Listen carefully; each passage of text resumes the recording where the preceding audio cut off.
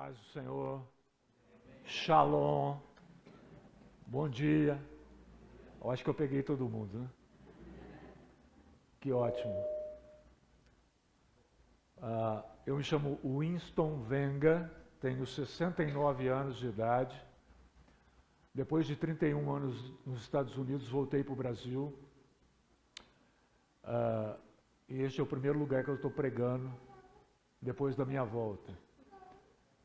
E você já deve ter ouvido falar de mim. O Web sempre faz umas gracinhas que eu sou aquele que botei W no nome de todos os meus filhos. E não me arrependo. Se tivesse mais uns 4, mais W, ia botar aí uns Washingtons, uns Wilmingtons e coisas desse tipo. Então, foi muito legal receber esse convite para estar aqui, um dia assim, muito especial para essa igreja, um dia muito especial também na vida do Web, da Natália e dos meninos.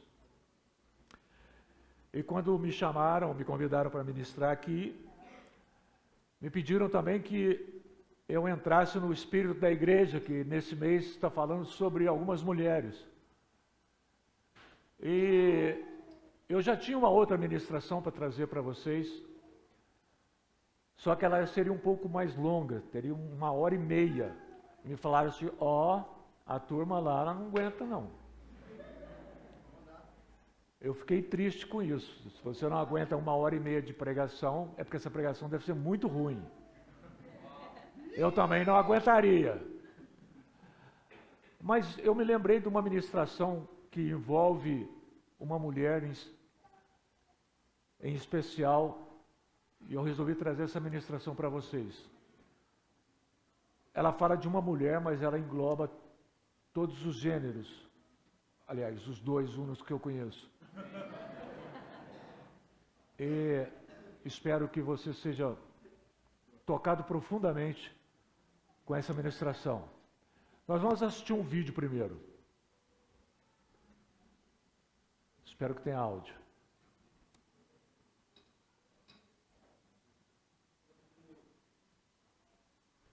Vou começar novamente.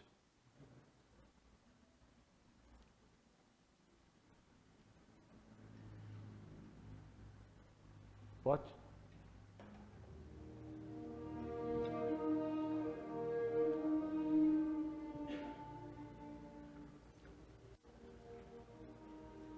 Senhor,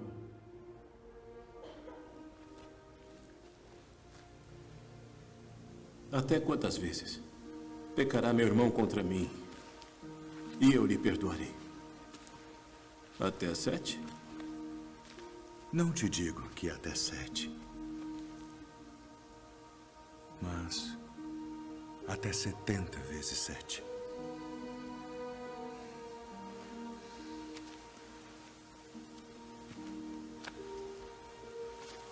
Por isso, o reino dos céus pode comparar-se a um certo rei que quis fazer contas com os seus servos. E começando a fazer contas, foi-lhe apresentado um que lhe devia 10.000 talentos. E não tendo ele com que pagar, o seu senhor mandou que ele e sua mulher e seus filhos fossem vendidos, com tudo quanto tinha, para que a dívida se lhe pagasse. Então aquele servo, prostrando-se, o reverenciava, dizendo: Senhor, seja generoso para comigo e tudo te pagarei. Então o senhor daquele servo, movido de íntima compaixão, soltou e perdoou-lhe a dívida. Saindo, porém, aquele servo encontrou um dos seus conservos, que lhe devia 100 dinheiros. E lançando mão dele, sufocava-o, dizendo: paga-me o que me deves. Então seu companheiro, prostrando-se a seus pés, rogava-lhe, dizendo: seja generoso para comigo e tudo te pagarei. Ele, porém, não quis. Antes foi encerrá-lo na prisão, até que pagasse a dívida. Vendo, pois, os seus conservos o que acontecia. Contristaram-se muito. E foram declarar ao seu senhor tudo o que se passara. Então, o seu senhor, chamando-o à sua presença, disse-lhe: servo malvado, perdoei-te toda aquela dívida porque me suplicaste. Não devias tu igualmente ter compaixão do teu companheiro, como eu também tive misericórdia de ti? Indignado, seu senhor o entregou aos atormentadores, até que pagasse tudo o que devia.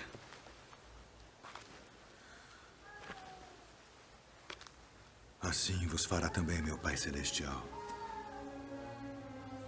se do coração não perdoardes cada um a seu irmão as suas ofensas.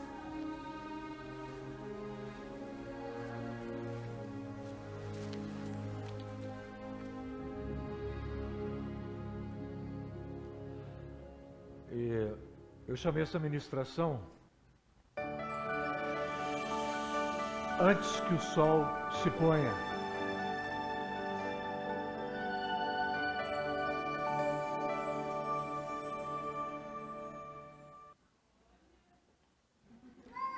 Tem alguém que trabalha com química aqui? É químico formado?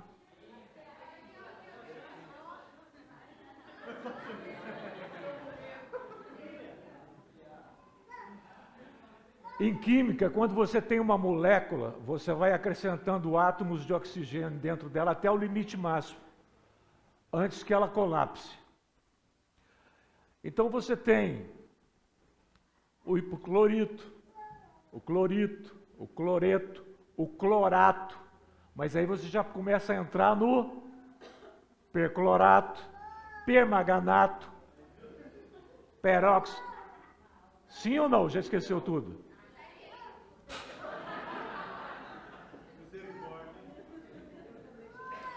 Presta atenção nisso aqui.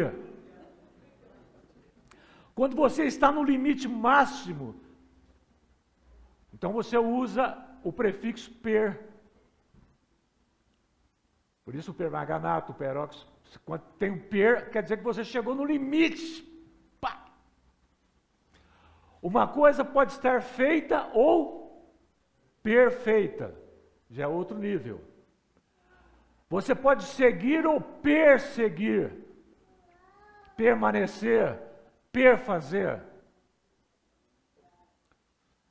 O amor é o antônimo de egoísmo, é o contrário de egoísmo. O egoísmo quer só receber, o amor quer dar, doar. Então, quando você quer doar no grau máximo do amor, você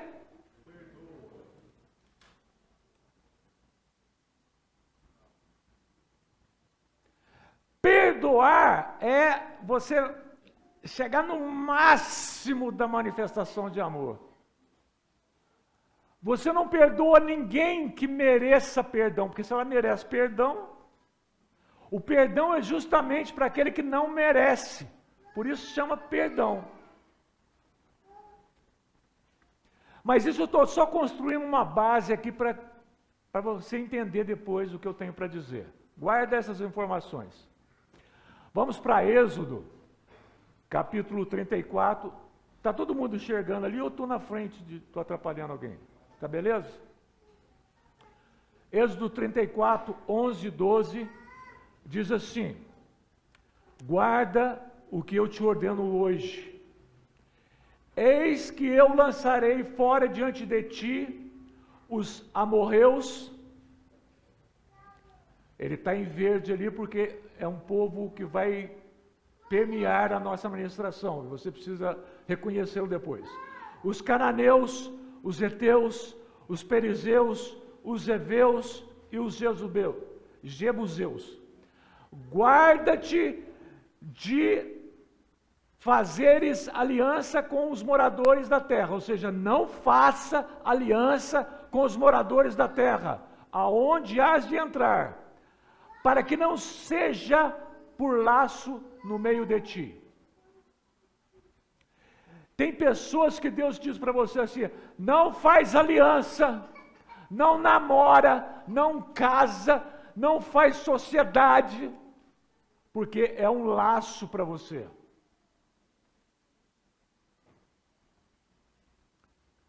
Tem galera que você não deve estar no meio deles. Por mais que eles pareçam legais, entrosados.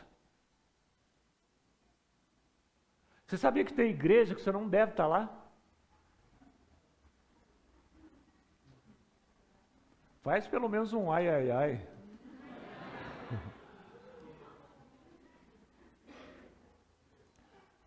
Não, Deus está em todo lugar. Deus está no lugar que Ele quer se encontrar com você. Ai, ai, ai.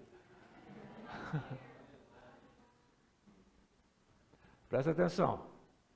Deuteronômio 7, 1 e 2 diz assim: quando o Senhor teu Deus te houver introduzido na terra, a qual vais para possuir, e tiver lançado fora muitas nações de diante de ti, e ele segue os heteus, os gigarzeus, os amorreus, e os cananeus, os perizeus, os heveus e os jebuseus. E ele diz: 7 nações mais numerosas e mais poderosas do que ti, e o Senhor teu Deus as tiver dado diante de ti, para as ferir, totalmente as destruirás. Não farás com ela aliança, nem terás piedade delas. Olha que palavra mais legal do Senhor. Ó, estou te dando uma terra, você vai possuir. Só que ela já tem 7 donos. Você sabia que tem coisa que Deus te deu, mas por enquanto está na mão de outros 7?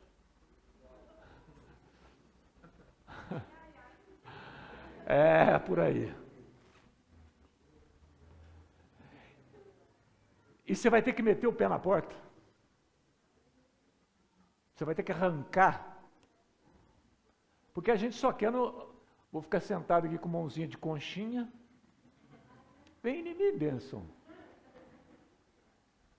E muitas vezes o Senhor está querendo uma disposição totalmente diferente dessa.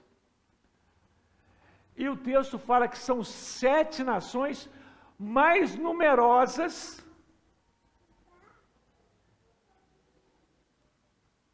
e mais poderosas.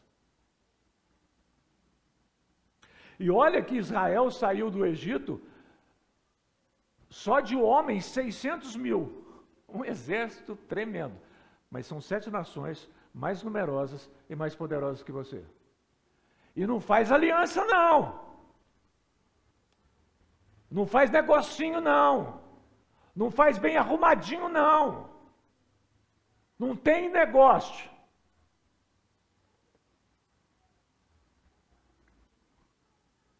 E é interessante por ser 7 nações, 7 povos. Não podia ser 6, 8, 4.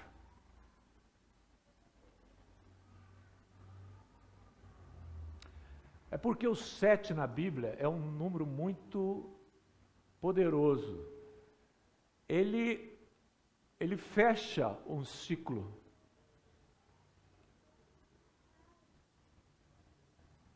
Sete dias é uma semana. A cada 7 dias começa um ciclo novo. Hoje nós não estamos terminando um ciclo, uma semana, nós estamos iniciando. Domingo é o primeiro dia da semana. Nós recebemos uma semana novinha para nós agora. Tem também o arco-íris. Quantas cores tem o arco-íris? Você nunca parou para pensar isso, né? São 7 cores. E lá não tem a cor rosa, viu? É porque tem uma turma aí que pegou o arco-íris, é a nossa bandeira. Não é não. Não é não.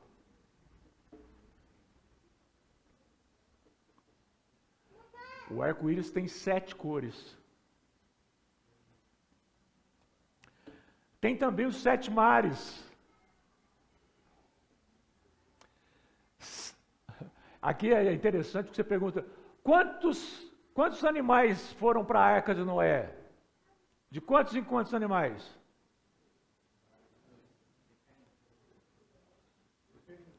Depende. Animais impuros eram pares, de 2 em 2. Mas os limpos eram 7 casais.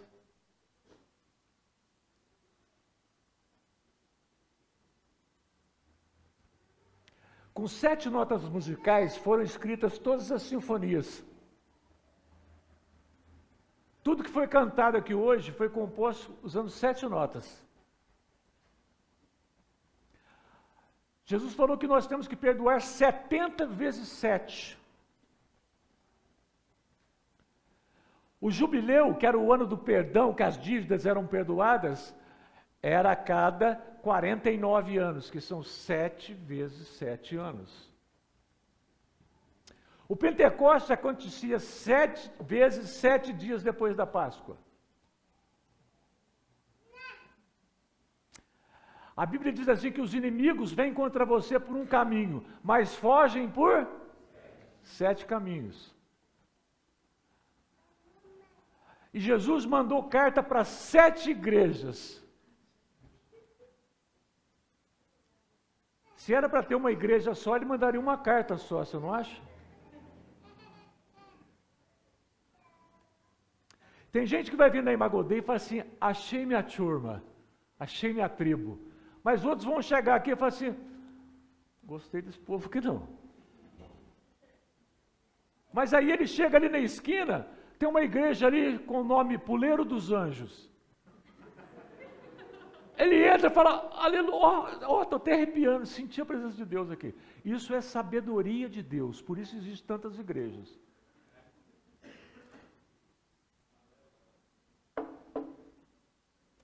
Bom,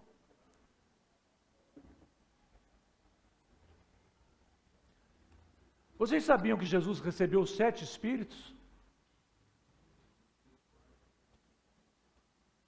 Vamos ver o que está escrito lá? Isaías 11, 1, 2. Porque brotará um rebento do trono de Jessé, e das suas raízes um renovo frutificará. Está falando de Jesus. E repousará sobre ele Não. Vamos treinar o jogral.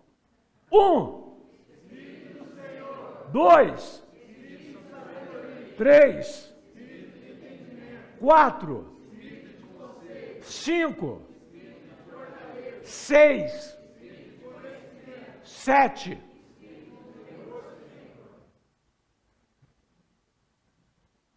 Como ele veio como homem, recebeu 7 espíritos. Na plenitude. Mas e João? Quando vê João vê Jesus já glorificado, já ao lado do Pai, e João declara que Jesus recebeu 7 presentes. Vamos ver quais são. Apocalipse 5, 11 e 12. E olhei e vi e ouvi a voz de muitos anjos ao redor do trono, e dos animais, e dos anciãos, e era o número dele milhões de milhões, e milhares de milhares, que com grande voz diziam, digno é o Cordeiro que foi morto, de receber 2, 3, 4, 5, 6 e 7. Ou seja, ele recebeu na totalidade. Quando o homem, 7 espíritos, glorificados, 7 presentes. Ele não sabe de mais nada.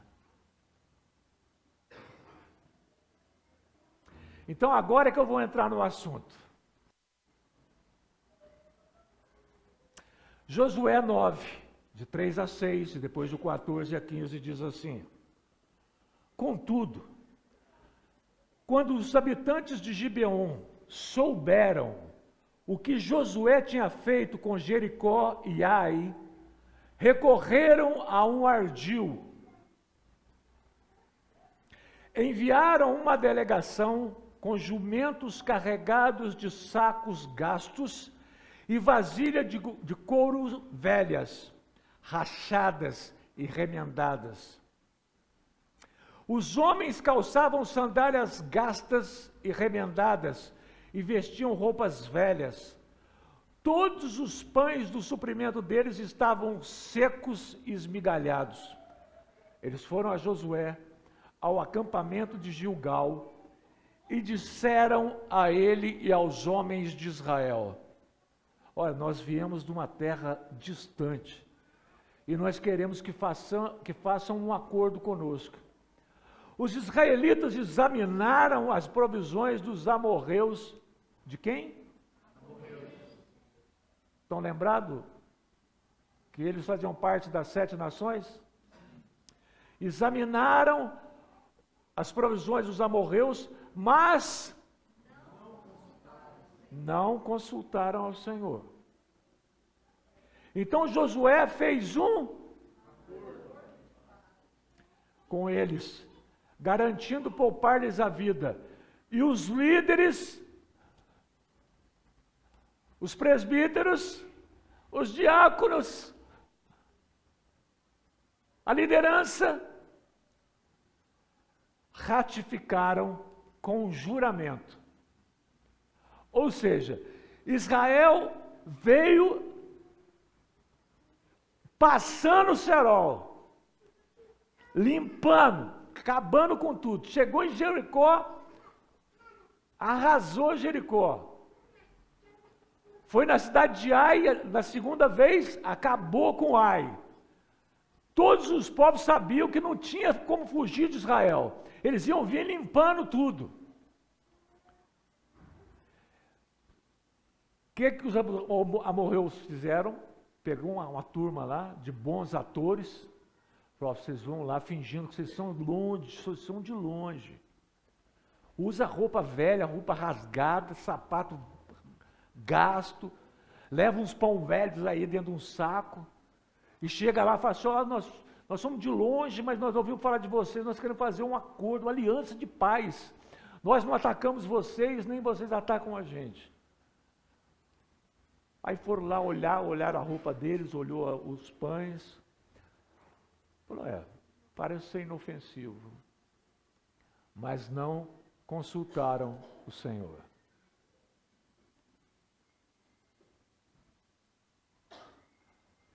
Eu tenho certeza que aqui ninguém faz isso, né? Tudo que nós fazemos, nós consultamos o Senhor antes. Eu gosto de ver a cara de crente que vocês olham para mim. Todo mundo com uma auréola assim em cima da cabeça, assim. É muito interessante, porque a gente toma decisões, a gente tem atitudes, que o negócio complica a vida da gente de uma tal maneira, e depois a gente fica assim: Senhor, por quê? Por quê? Pelo simples fato de não terem consultado o Senhor. E isso vai trazer um problema para Israel.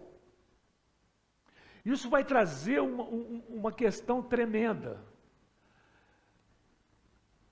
Quando eu me converti, há quase 50 anos atrás, uma das coisas que eu tinha problema com a Bíblia é quando eu lia lá que Deus mandava matar homens, mulheres, crianças e animais. Eu falava: gente, mas que Deus sanguinário. Aí depois eu ia para o Novo Testamento, o Deus estava mais mansinho, parecia que ele tinha se convertido, tinha aceitado Jesus, e ele não fazia essas coisas. Mas a gente se esquece que esses povos também foram criados por Deus, da linhagem de Adão. Muitos deles eram da linhagem de Caim. E que Deus sabia por que eles deveriam ser eliminados. E quem somos nós para dizer o que Deus está fazendo é certo ou errado? Ele é Deus. Ele é Deus. E quando ele fala assim: quando vocês chegarem lá nessa terra de 7 povos, Mata, acaba com tudo, arrasa com tudo. Mas aí ficou uma para trás, porque Josué fez um acordo de paz com os amorreus. E agora, esse povo vai continuar caminhando paralelamente com Israel.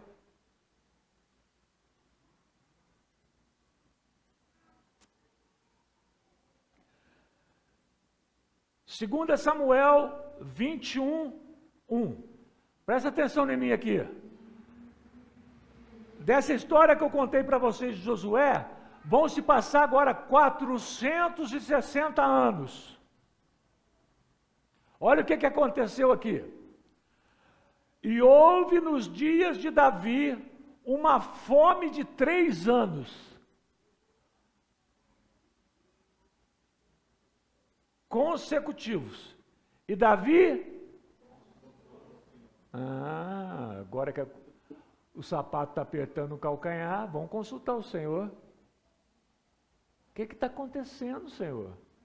Antes da crise, ninguém consultou o Senhor. Para tomar uma decisão, ninguém consultou o Senhor. Mas agora tem um problema. Vamos consultar o Senhor. E o Senhor lhe disse: é por causa de Saul e da sua casa sanguinária, porque matou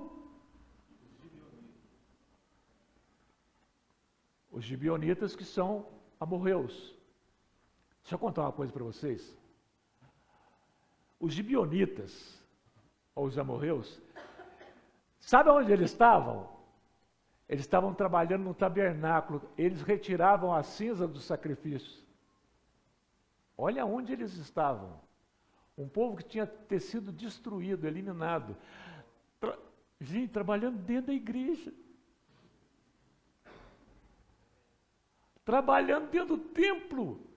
Tirando as cinzas do sacrifício.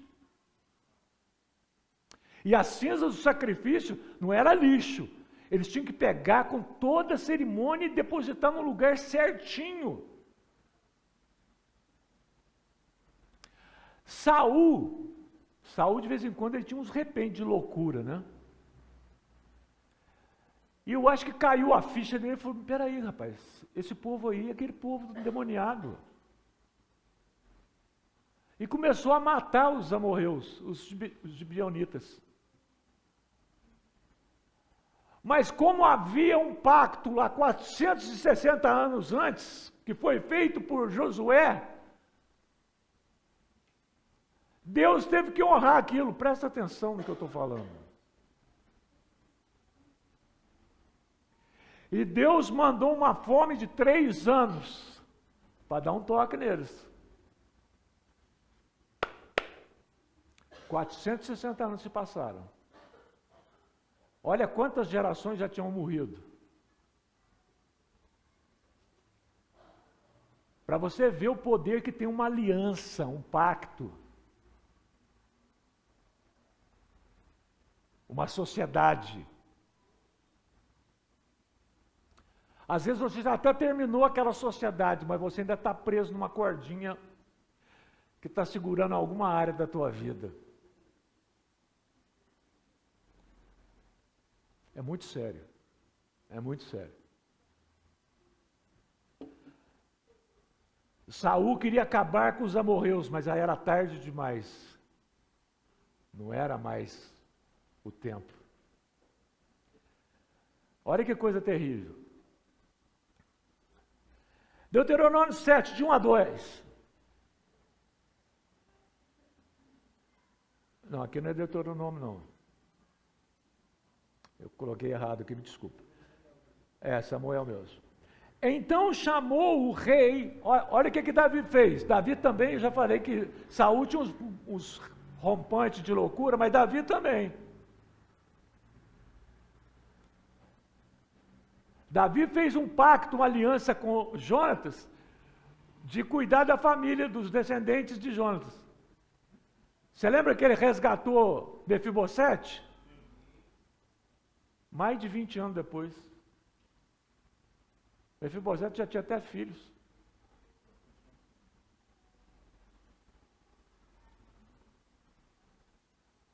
Vocês se lembram da esposa de Davi, aquela que ficou lá na janela, enquanto ele dançava e ela ficou lá com o coração endurecido? Como é que era o nome dela? Hã? Vocês sabiam que Davi, quando ele venceu Golias, Saul prometeu dar para ele uma esposa? Lembra disso? A filha mais velha dele. Davi venceu Golias e Saul pegou a mulher e deu para outro cara. Aí alguém falou para o Davi assim, ó, a Mical é caidinha pelo Davi. Aí ele pega a Mical e dá para Davi. Só que depois ele começou a ver que Davi estava crescendo demais, porque Davi ia para a guerra e ganhava tudo. E quando ele voltava, as mulheres cantavam hinos de louvor a Davi, dizendo que ele ganhava mais batalhas do que Saul. E Saul começou a querer matar Davi, tentou matar ele várias vezes. E Saul dá Mical para Davi como esposa.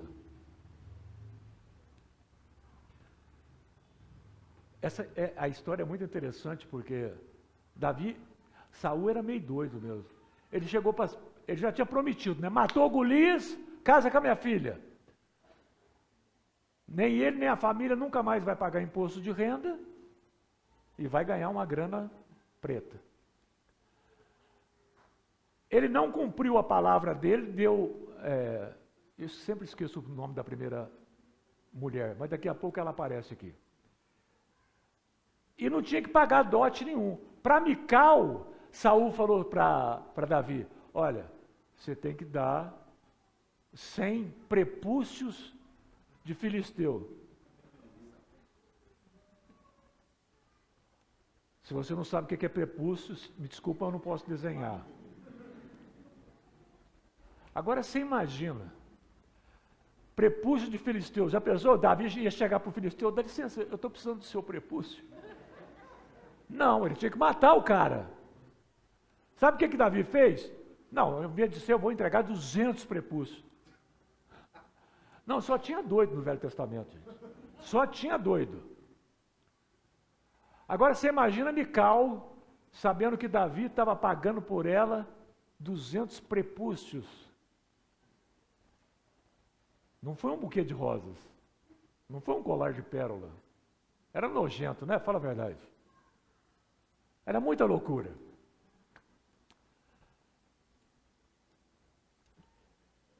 Então chamou o rei aos Gibeonitas e lhes falou, ora, os Gibeonitas não eram dos filhos de Israel, mas o restante dos amorreus.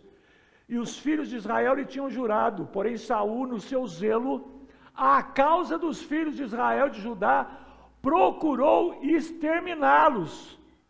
Disse, pois, Davi aos Gibeonitas, olha as loucuras de Davi, que quereis que eu vos faça, e que satisfação vos darei, para que abençoe... Não é possível que isso aqui está escrito. Davi falando para os Gibeonitas, falando para os amorreus, o que você precisa que a gente faça para que vocês nos abençoem?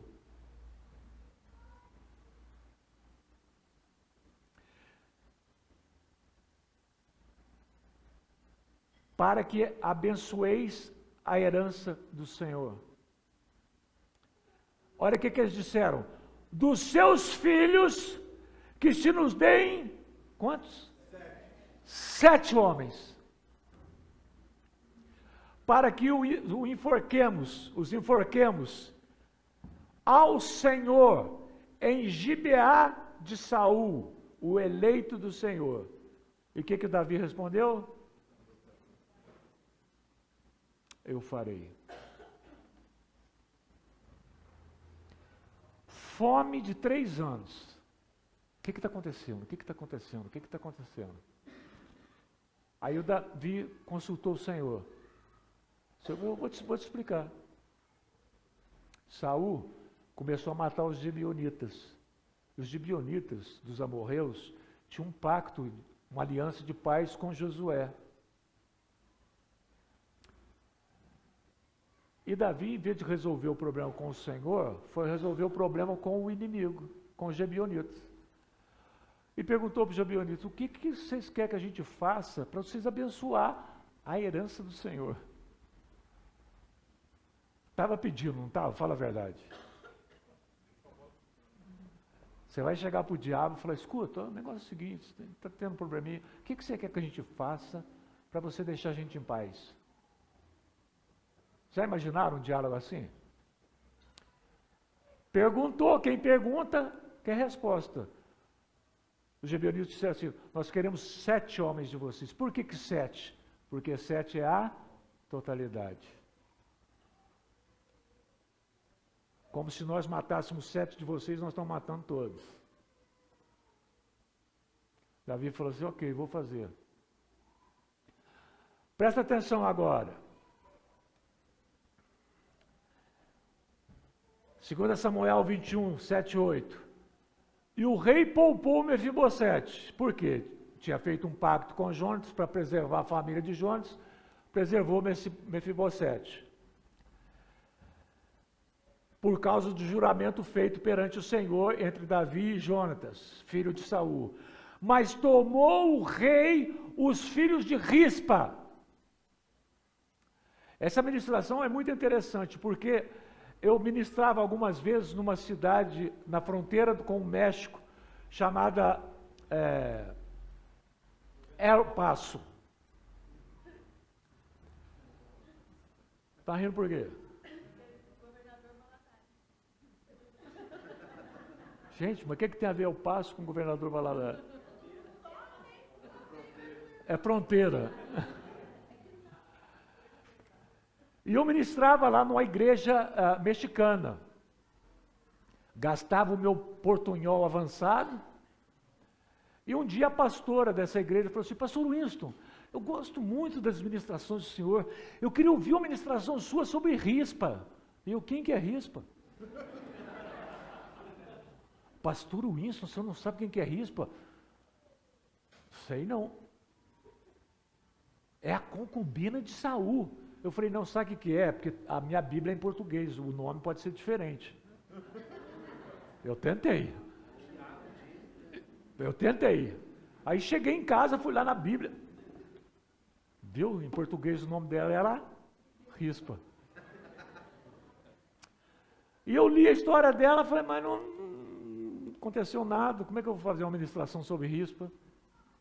Aí um dia, eu estou lá no meu escritório, Deus me deu essa ministração que eu estou compartilhando com vocês, ela veio completa. E, vamos seguir a história aqui. Mas tomou Davi 2 filhos de Rispa, filha de Aiá, que tinha tido de Saul. E a Amoni e a Mefibosete, era outro Mefibosete, era igual o Enzo nessa época, né? Tem algum Enzo aqui? Muito Lucas. Os 5 filhos de Merabe. Merabe, que era a filha de Saul, a mais velha, que era para ser dado a Davi. Quantos filhos tomou de Merabe? De quem seriam esses filhos? Ia ser de Davi. Olha o que Deus fez. Saul, achando que estava complicando a vida de Davi, era Deus livrando Davi. Porque se ele casa com Merabe, ele ia ter que dar 5 filhos dele. Mical tinha filho? Por que ela era estéril? Porque se ela tivesse filho, ia ter que dar agora. Viu como Deus faz as coisas?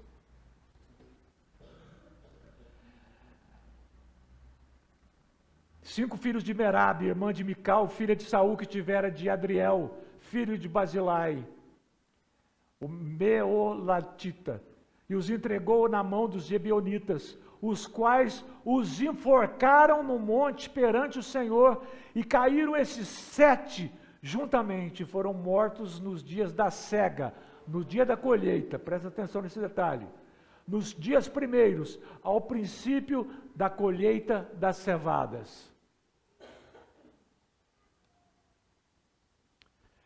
Os inimigos já fizeram questão de enforcar eles lá na terra de Saul, só para se vingar. 7 inocentes, gente. Morreram por causa de uma aliança, por causa de um pacto e de uma sociedade que foi feita sem consultar o Senhor. 460 anos depois veio a conta.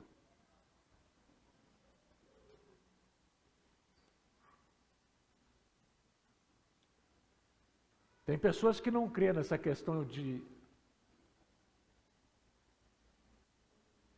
herdar coisas hereditárias, pactos que nossos antepassados fizeram.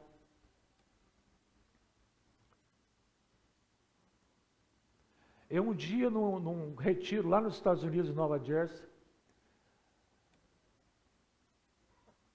nós fomos orar por algumas pessoas no final.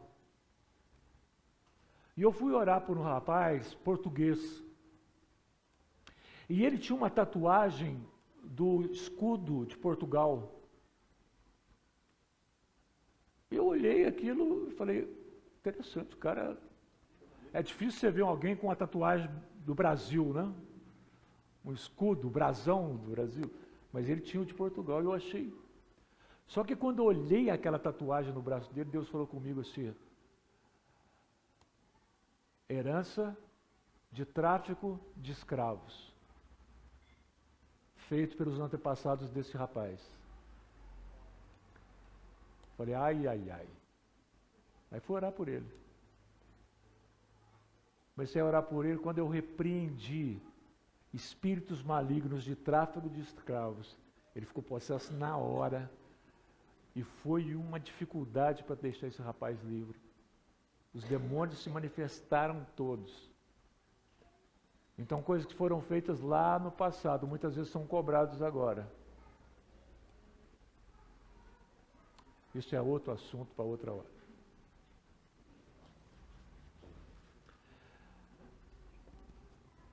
Vamos falar mais um pouquinho sobre Rispa, que agora eu sei quem é. 2 Samuel 21:10. Então Rispa, ela era uma concubina. Ela era uma esposa sem direitos. Isso era uma concubina. Ela só satisfazia o seu senhor sexualmente, mas ela não tinha direito a nada.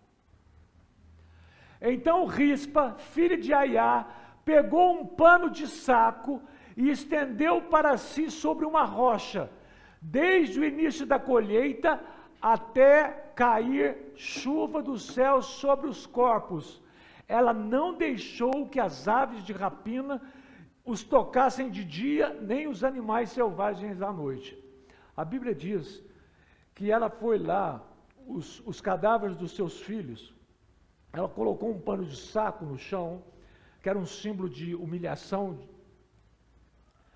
e ela ficou ali tocando as aves durante o dia e as feras durante a noite. Desde quando terminou a colheita até começou a chover. Isso são 6 meses. Do fim da colheita ao início das chuvas. 6 meses. Ela assistiu à decomposição completa dos seus filhos. E ela não os sepultou.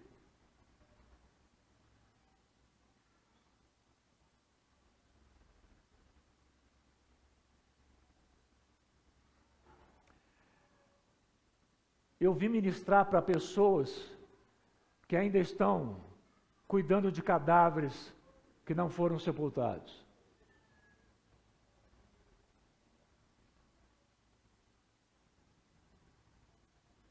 Não, deixa o meu cadáver aqui. Deixa o meu defunto aqui. Acontece que os demônios se alimentam dos cadáveres que você não quis enterrar. Daqueles acontecimentos do passado que você não quis se livrar deles. Que até hoje você traz à memória. Que até hoje você quer contar a respeito do que aconteceu de ruim para você. Você quer que as pessoas vejam os seus cadáveres e tenham dó de você. Sinta pena, sinta peninha de você. Passe a mão na sua cabecinha e fale assim, tadinho, tadinha dela.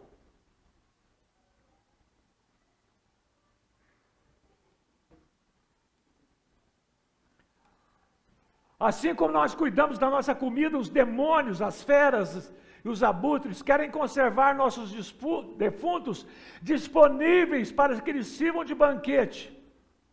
Enterrar o nosso passado priva os demônios de se alimentarem deles.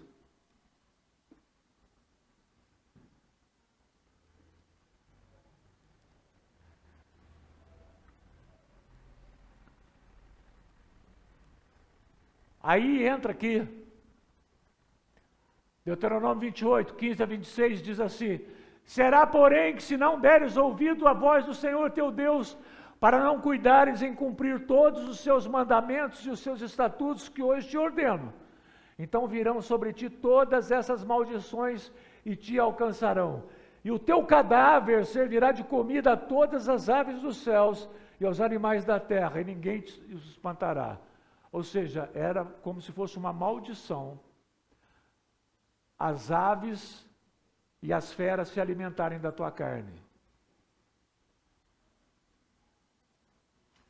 1 Samuel 17:44, quando Golias viu que Davi iria enfrentá-lo, Golias disse o seguinte: vem a mim e darei a tua carne às aves dos céus e às bestas do campo. Ou seja, ele ia matar Davi e não ia enterrar, ia deixar lá para os bichos comer. O que Davi respondeu para ele? Disse Davi: hoje mesmo o Senhor te entregará na minha mão e ferir-te-ei, tirar-te-ei a cabeça e os corpos do arraial dos filisteus, e darei hoje mesmo as aves do céu e as feras da terra, e toda a terra saberá que há Deus em Israel. Golias veio e jogou uma maldição nele, ele pegou outra maldição e devolveu.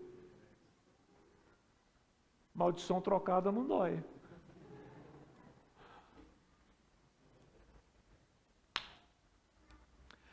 Eu dirigi 14 horas de Balneário Pissarras para chegar aqui. Só eu dirigindo. E o que eu mais vi foi o para-brisa do meu carro. Mas aqui eu tenho também um retrovisor. Você já pensou eu dirigir 14 horas olhando só no retrovisor? Faz sentido? Porque o retrovisor é para simples referência. O teu passado é só para referência. Olha para o para-brisa da tua vida. Não para o retrovisor. O retrovisor é uma visão pequenininha, é só uma referência.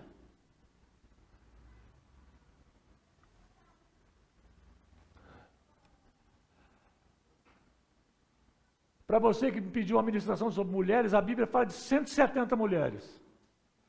Pode pregar o ano inteiro aí. Mas só tem uma mulher que Jesus falou que não era para esquecer dela. Quem era?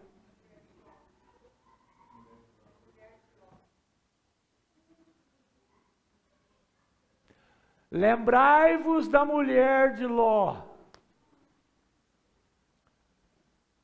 Jesus está no meio do discurso dele falando a respeito do fim do mundo. De repente, no meio, assim, sem mais nem menos, ele fala assim: lembra da mulher de Ló. Qual o nome dela? Mulher de Ló. Qual o endereço dela? Casa de Ló. Não tem informação nenhuma.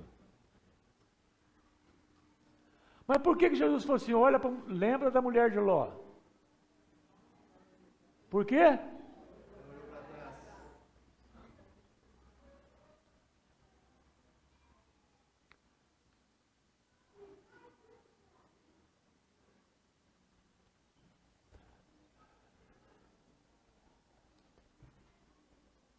Não olhes para trás. Desculpa que a referência ali está errada. Eu não sei se era me colocar a referência de Gênesis ou se aquilo ali foi citado em Lucas, agora eu não me recordo, mas não tem problema. Eu vou trazer vocês junto comigo aqui. Os anjos foram lá para retirar a família de Ló de Sodoma. Eles passaram a noite inteira enrolando para sair. E os anjos assim, vamos. O dia amanheceu e eles ainda estavam enrolando. A Bíblia diz que o anjo pegou eles pelo braço e tirou da cidade e falou, vaza. Mas não olha para trás. Só que a palavra que foi usada aqui no aramaico, no olhar, é Nabal. E essa palavra significa não contemple, não mostre consideração, não presta atenção, não considera. Não é que eles não podiam olhar para trás. Eles podiam olhar para trás. Mas a palavra usada no hebraico era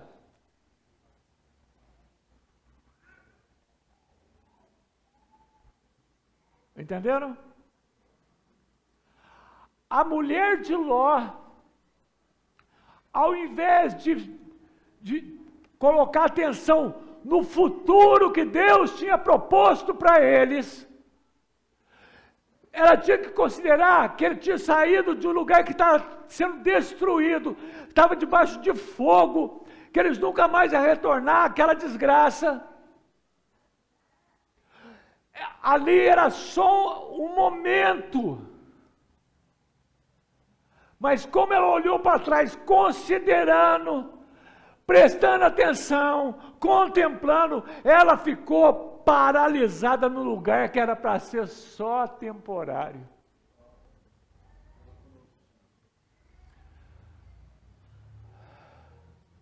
Será que tem gente aqui paralisado no lugar que era para ser só temporário? Porque em vez de ficar olhando para o para-brisa, fica olhando para o retrovisor?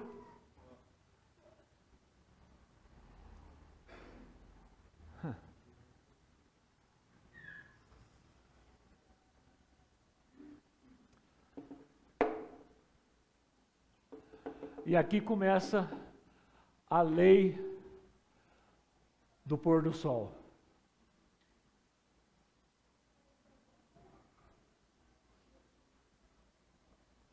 Deuteronômio 24, 12 e 13 diz assim, se o homem for pobre, não vá dormir tendo com você o penhor. Devolva-lhe o manto ao pôr do sol, ou antes do pôr do sol, para que ele possa usá-lo para dormir e lhe seja grato. Isso será considerado um ato de justiça pelo Senhor. É o seguinte, o cara era pobre e ele só tinha um manto.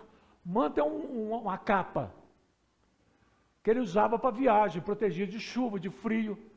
Então, às vezes, ele precisava de um empréstimo, precisava de um dinheiro. E ele falava assim, me empresta um dinheiro aí, eu deixo o meu manto para você. A Bíblia diz que o cara que pegou o manto dele como seguro, em consignação, tinha que devolver antes do pôr do sol.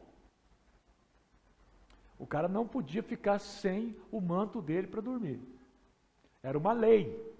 E isso era um ato de justiça. Deuteronômio 24, 15. Paguem-lhe o seu salário diariamente, antes do pôr do sol, pois ele é necessário e depende disso. Senão, ele poderá clamar ao Senhor contra você, e você será culpado de pecado. Se você tem alguém trabalhando por você, por diária, você tem que pagar o salário dele antes do pôr do sol, porque senão ele vai reclamar para o Senhor vai botar a mão em você. Porque é uma lei, a lei do pôr do sol. Então você que tem funcionários, chega o dia de pagar o salário, você paga, você fica sem para você. Você fica sem botar comida dentro da tua casa, mas o salário dos teus funcionários você tem que pagar em dia. E se é dia 31, é antes do pôr do sol. Não é de noite, que você chegar em casa, não, depois que eu tomar um banho eu vou ver aí, eu mando dinheiro para você. Está errado. É antes do pôr do sol. Deuteronômio 21, 23. Não deixem que o corpo fique ali durante a noite. É preciso sepultá-lo antes do pôr do sol, pois um corpo pendurado assim faz a maldição de Deus cair sobre a terra. Lembra a correria que foi para tirar Jesus da cruz e sepultar? Porque tinha que ser antes do pôr do sol. Aí você imagina a rispa com seus filhos 6 meses, trazendo maldição para a terra ali. Porque ela não queria sepultá-los.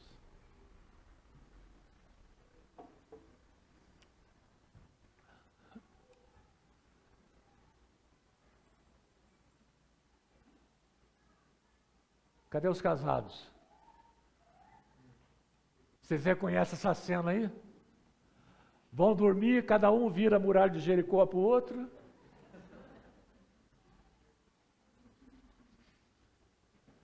E o que o texto diz? Efésios 4:6.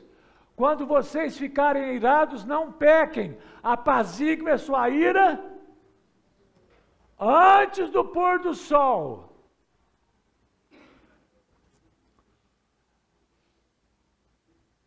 Eu sempre tive uma questão com esse texto, mas por que fala que é para consertar antes do pôr do sol? Foi com essa ministração que eu fui aprender. Mas eu gosto muito de ciência. E eu queria que tivesse alguma coisa da ciência para me usar para casar com esse texto. E finalmente eu consegui. Isso aqui é o nosso cérebro. 2 partes muito importantes que a gente precisa saber aqui é o córtex e o hipocampo. O hipocampo, ele processa toda a nossa memória do dia.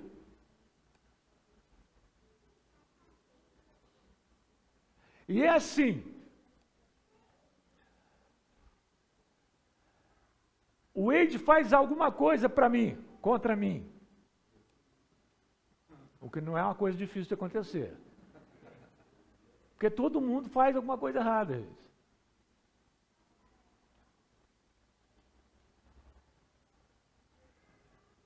E está no meu hipocampo. Eu estou ali.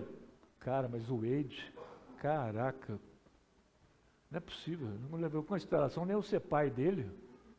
E eu estou aqui, ó. Quando chega na hora do pôr do sol, eu falo assim, deixa para lá, meu filho, qual é? Tá, já era, tá perdoado, tem nada a ver. Acabou. Mas se eu vou dormir com isso, quando eu durmo, o hipocampo pega aquela informação do distrato do Wade e manda para o córtex. O córtex, ele tem os seus arquivos, então ele tem que fazer, o que eu vou fazer com essa informação que o Wade chateou o Winston? Ah, tem aquele dia também que o Webb também pisou na bola lá em 2003. Ah, então aqui pode juntar aqui. Não, mas e aquele dia que o Ramon também perguntou para o pastor Winston o que ele ia pregar. Mas aquele negócio não foi legal. Ah, eu acho que eu posso juntar isso aqui do Ramon também. Está entendendo o que o Cortex está fazendo? Ele vai buscando as linhas de ligação entre essas decepções, ou esses problemas, ou essas chateações, ou essas coisas, e vai ligando. Depois, quando você vai tratar disso com alguém, aí tem que ser psicólogo, você vai ter que gastar uma grana, porque vai ter que juntar os pontinhos. Se você tivesse tratado antes do pôr do sol, você estava livre disso. Que legal, hein? Então, está aqui o artigo da revista Nature, dos cientistas dirigidos por Yunzi Liu, da Universidade Normal de Pequim, indicando que durante o sonho, o cérebro reorganiza o modo em que se armazena as memórias negativas. as mais difíceis de reverter. Atividade cerebral durante a prova mostrada nos circuitos neurais envolvidos na supressão da memória, que inicialmente estava concentrada no hipocampo, se deslocou a um padrão mais dividido no córtex. Resolva tudo antes do pôr do sol. 2 Samuel 21, 13 e 14. Davi tirou dali os ossos de Saul e os do seu filho Jonatas e os juntou aos que tinham sido enforcados. Olha, para você ter uma ideia. Saul, os ossos de Saul e de Jonatas também não tinham ido para o sepulcro. E agora Davi manda pegar todo mundo e sepultar. E sepultaram os ossos de Saul, de seu filho Jonatas e dos que tinham sido executados na terra de Benjamim, em Selá, no túmulo de Quis, o pai de Saul, na cidade de Zela, no território da tribo de Benjamim. Tudo o que o rei mandou foi feito de acordo com a sua vontade. Depois disso, Deus compadeceu do povo e respondeu às orações em favor da terra. Olha tudo que teve que acontecer para voltar a ter paz na terra e terminar a fome de 3 anos. Somente depois que os cadáveres foram enterrados, Deus se compadeceu de Israel.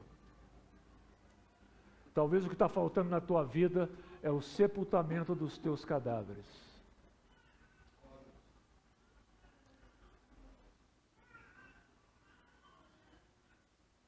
Tem algumas coisas do teu passado que você vai ter que enterrar.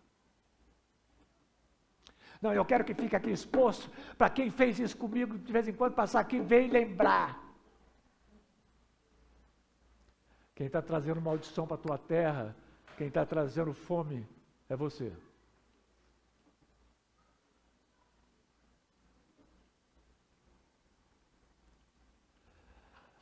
Lamentações 3, 21, 23. Lembro da minha aflição. Ó, você que tem o cadáverzinho aí sem ser sepultado. Eu lembro das minhas aflições e do meu delírio, na minha amargura e do meu pesar. Tudo bem, você pode lembrar. Pode lembrar. Quando lembro de tudo isso, a minha alma desfalece dentro de mim. Todavia, me lembrarei do que pode me dar. Esperança é para o passado? Você já viu alguém com esperança no passado? Não, cara, eu tenho uma esperança que eu não era viciado em drogas. Como é que é? Esperança é para o presente? Eu tenho esperança que eu estou magro. Funciona? Eu tenho esperança que eu vou prosperar, que eu vou crescer. Funciona? Claro que funciona. Porque esperança é para o futuro. Esperança é para-brisa, não é retrovisor. Esperança é para frente. Então você pode lembrar do que aconteceu no passado, mas eu só vou trazer lembranças do que vai trazer esperança, que vai me apontar para frente, para o futuro. Romanos 15, 4. Porquanto tudo que dantes foi escrito, para nosso ensino foi escrito, para que pela paciência e pela consolação proveniente das Escrituras tenhamos esperança. Esperança.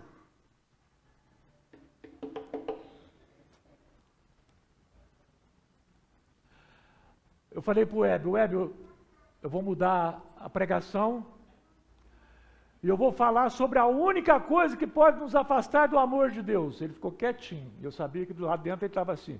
A Bíblia diz que não tem nada que pode nos afastar do amor de Deus.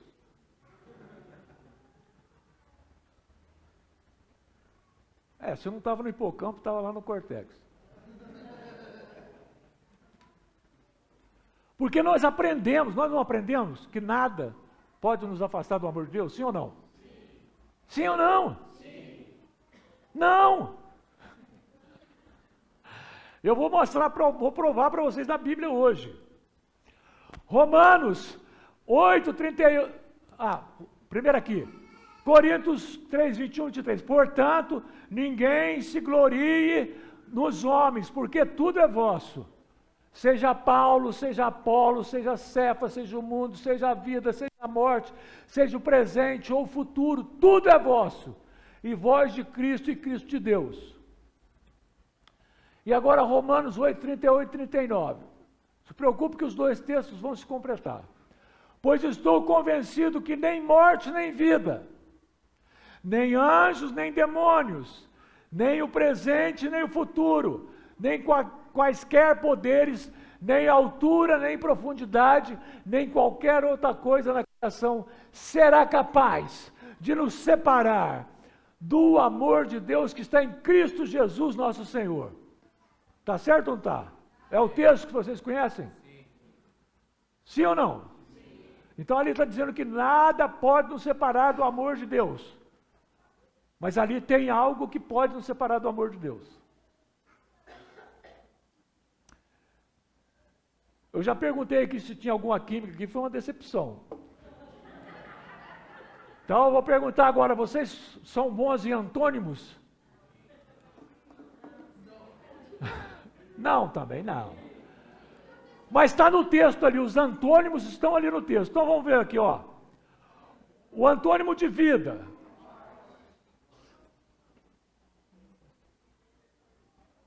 Cadê? Foi. O antônimo de profundidade. O que é? Fala alto, gente. Tá lá. O antônimo de demônios. O antônimo de futuro.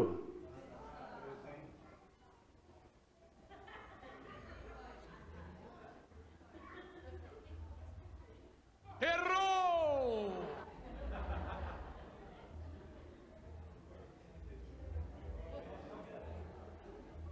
Presta atenção em mim aqui. Antônimo de futuro. Mas o que a Bíblia falou que é?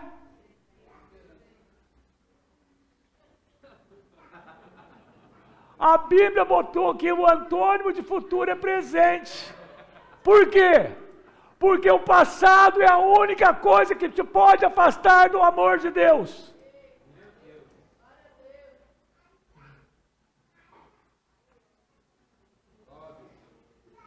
O dia que Deus me mostrou isso, eu gritava sozinho lá no meu escritório. Uau! Uau!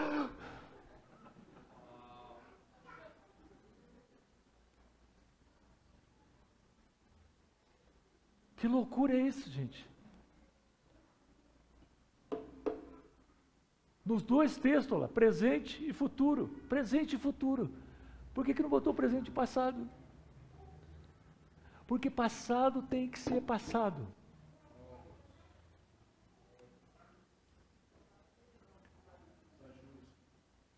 O pôr do sol é o limite para quem tem de perdoar. Mas não é para quem tem que pedir perdão. Você vai pedir perdão, qualquer hora é a hora. Mas quem tem que perdoar tem que ser antes do pôr do sol. A nossa alma, se nós não perdoarmos até o pôr do sol, ela se enferma. Ela apodrece. A nossa alma não resiste. Fica segurando mágoa e rancor além do pôr do sol.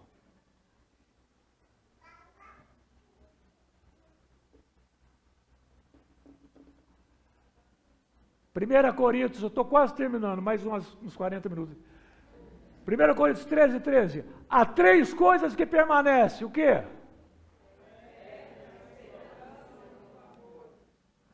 Sabe o que eu descobri?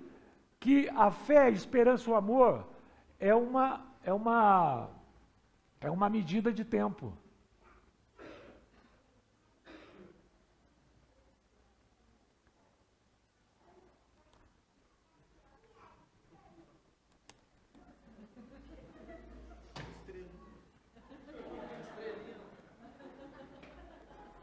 Você se comporta, hein?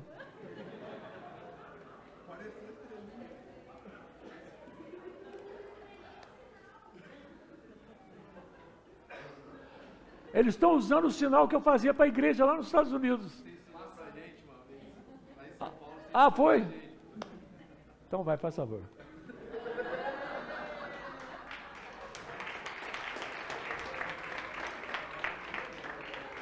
Mas não se esqueçam que vocês têm que me perdoar antes do pôr do sol.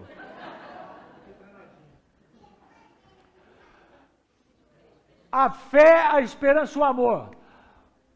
Para quando que vocês acham que a fé é importante? Para hoje. Fé é para hoje. Fé não é para amanhã. Para amanhã é o quê? Esperança. E amor é para quando? Para a eternidade. O amor não tem fim.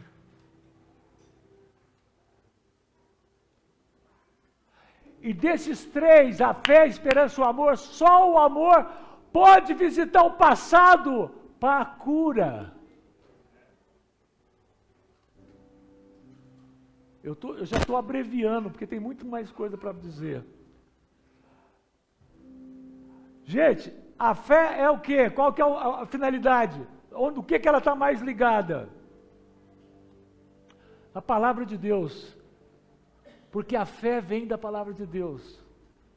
A esperança, ela te leva para os planos de Deus. Eu tenho certeza que Deus tem um plano muito bom para mim. Eu sei que eu vou me encaixar, que eu vou me enquadrar, que vai ser legal demais. E o amor é a própria pessoa de Deus. Por isso a esperança ela está entre fé e amor. É a esperança que junta tudo. É a cola. Eu vou me lembrar das coisas ruins que aconteceram no passado, mas eu vou trazer à minha memória as coisas que me dão esperança. É para-brisa, não é retrovisor. Porque eu conheço os planos que tenho para vocês, diz o Senhor, planos de fazê-los prosperar, de não de causar dano, planos de dar-lhes esperança e um futuro. Não é um passado consertado, é futuro. E para terminar, esqueçam o que se foi, não vivam. Não viva no passado. Não viva no passado. Porque você vai estar vivendo uma coisa que não existe mais, que não volta mais, que não significa mais, que não importa mais.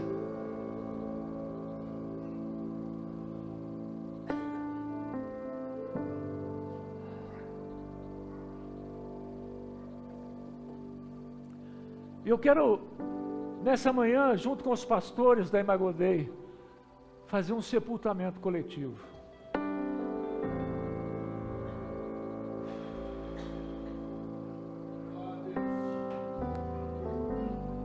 Talvez para você é um pouco pesado, é um pouco difícil sepultar os seus defuntos da antiguidade. Mas e se a gente te ajudar? Nós prometemos receber aqui de você aquela decomposição, aquela coisa podre, aqueles ossos expostos. E a gente promete que a gente não vai ter ânsia de vômito, que a gente não vai fazer cara de nojo, mas que nós vamos dar o devido sepultamento a isso.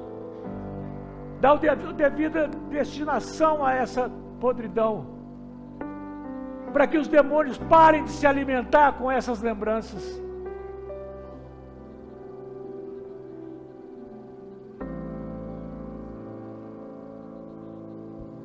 Se você acha que essa palavra foi para você, só se você acha que essa palavra foi para você, se você acha que tem coisas enquadradas nisso, que você nem entendeu direito, mas assim que é isso, está na hora de eu ficar livre disso. A gente tem um espaço aqui na frente, se você quiser vir, se você achar que essa pregação foi para você. Não vem para me agradar, não. Não venha para me agradar. Mas se você acha que hoje é o dia do sepultamento do passado,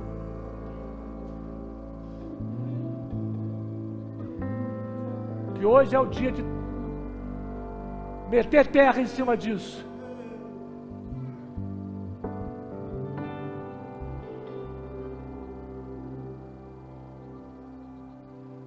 se hoje é o último dia da vida velha, se hoje é o último dia daquelas coisas que te trazem vergonha, que você olha para trás e sente vergonha, mas que ficaram no passado,